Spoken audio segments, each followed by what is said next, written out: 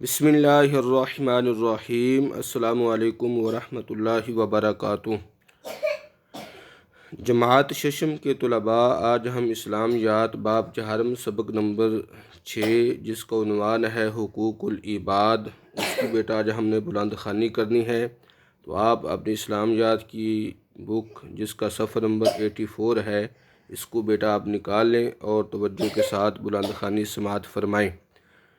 حقوق العباد۔ حقوق العباد سے مراد ہے بندوں کے حقوق۔ اسلام میں حقوق اللہ کے بعد حقوق العباد کو بہت اہمیت دی گئی ہے۔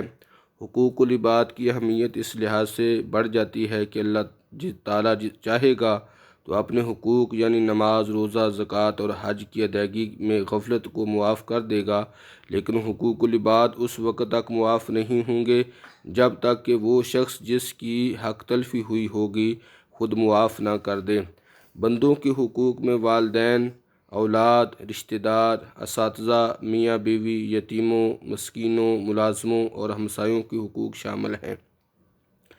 والدین کے حقوق۔ دنیا میں انسان کا سب سے پہلا اور بڑا تعلق والدین سے ہے۔ اسلام نے اللہ تعالیٰ کے حق کے بعد سب سے بڑا حق والدین کا ہی بتایا ہے۔ قرآن مجید میں ارشاد ہے وَبِالْوَالِدَيْنِ إِحْسَانًا، اور اپنے والدین کے ساتھ اچھا سلوک کرو۔ والدین کے ساتھ نہایت ادب سے پیش آیا جائے، کوئی ایسی بات نہ کہی جائے جو ان کی ناراضگی کا باعث ہو۔ نبی کریم صلی اللہ علیہ وسلم نے ارشاد فرمایا ماں باپ کی رضامندی میں اللہ تعالیٰ کی رضامندی ہے اور ماں باپ کی ناراضگی میں اللہ تعالیٰ کی ناراضگی ہے۔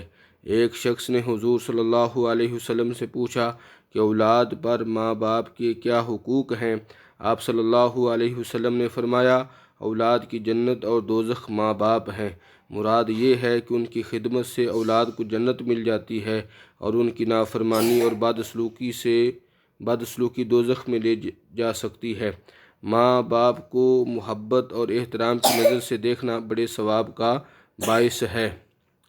حضور صلی اللہ علیہ وسلم نے ارشاد فرمایا ماں باپ کی خدمت اور اطاعت کرنے والا لڑکا یا لڑکی جتنی بار بھی محبت اور عظمت کی نگاہ سے ماں یا باپ پر نظر ڈالے تو اللہ تعالیٰ ہر بار کے دیکھنے کے بدلے میں ایک مقبول حج کا ثواب اس کے لیے لکھ دیتا ہے۔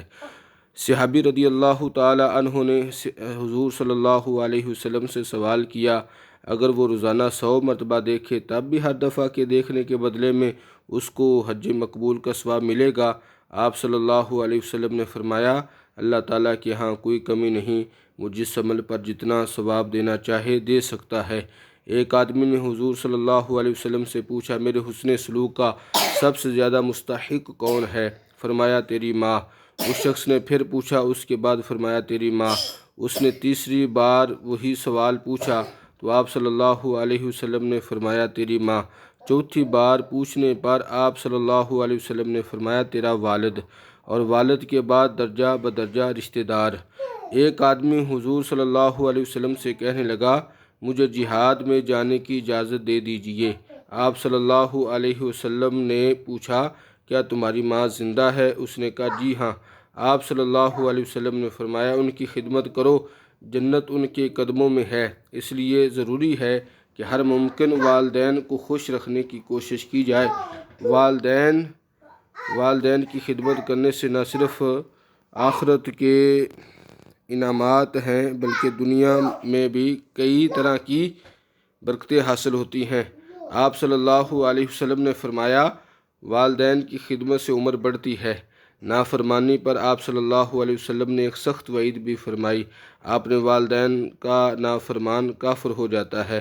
والدین کو کبھی بھی بوجھ تصور نہیں کرنا چاہیے بلکہ ہر ممکن طریقے سے انہیں خوش رکھنے کی کوشش کرنی چاہیے۔ ایک آدمی حضور صلی اللہ علیہ وسلم سے کہنے لگا میں مالدار اور صاحب اولاد ہوں لیکن میرا والد میرا محتاج ہے۔ آپ صلی اللہ علیہ وسلم نے فرمایا تم اور تمہارا مال تمہارے والد کی ملکیت ہیں۔ والدین کے حقوق کی اہمیت اس قدر فرمائی گئی ہے کہ والدین کے مشرک اور کافر ہونے کی صورت میں بھی ان کے ساتھ اچھا سلوک کرنے کا حکم دیا گیا ہے۔ اولاد کے حقوق۔ اسلام نے جس طرح والدین کے حقوق مقرر کیے ہیں اسی طرح اولاد کے کچھ حقوق ہیں جن کا ادا کرنا والدین پر فرض ہے۔ قرآن مجید میں ارشاد ہے، اے ایمان والو، اپنے آپ کو اور اپنی اہل و عیال کو جہنم کی آگ سے بچاؤ۔ والدین پر فرض ہے کہ وہ اپنی اولاد کے لیے نہ صرف کھانے پینے اور پہننے کا انتظام کریں بلکہ ان کی اچھی تربیت بھی کریں۔ حضور صلی اللہ علیہ وسلم نے ارشاد فرمایا، باپ کی طرف سے اولاد کے لیے اس سے بہتر کوئی تحفہ نہیں کہ وہ ان کی اچھی تربیت کرے۔ ایک اور موقع پر آپ صلی اللہ علیہ وسلم نے ارشاد فرمایا، باپ کا اپنے بچے کو ادب سکھانا اچھا صدقہ دینے سے بہتر ہے۔ اولاد میں بیٹا ہو یا بیٹی، دونوں کے ساتھ یکساں پیار اور محبت والا سلوک کیا جائے۔ اسلام میں لڑکیوں کی اچھی تربیت کرنے کی خصوصیت سے تاکید کی گئی ہے۔ آپ صلی اللہ علیہ وسلم نے ارشاد فرمایا، جس شخص نے 2 یا 3 بیٹیوں یا بہنوں کی پرورش کی، انہیں تعلیم دلائی، ان سے اچھا سلوک کیا اور ان کی شادی کر دی، وہ جنت میں جائے گا۔ ہمسایوں کے حقوق۔ اسلام نے ہمسایوں کو حقوق ادا کرنے پر بہت زور دیا ہے۔ رسول اللہ صلی اللہ علیہ وسلم نے ارشاد فرمایا، ہمسائے 3 قسم کے ہوتے ہیں، ایک وہ جن کا صرف ایک حق ہے، دوسرے وہ جن کے 2 حق ہیں، تیسرے وہ جن کے 3 حق ہیں۔ 3 حق والا وہ مسلمان ہمسایہ ہے جو رشتہ دار ہو، 2 حق والا وہ مسلمان ہے جو رشتہ دار نہ ہو، اور 1 حق والا وہ ہمسایہ ہے جو غیر مسلم ہو۔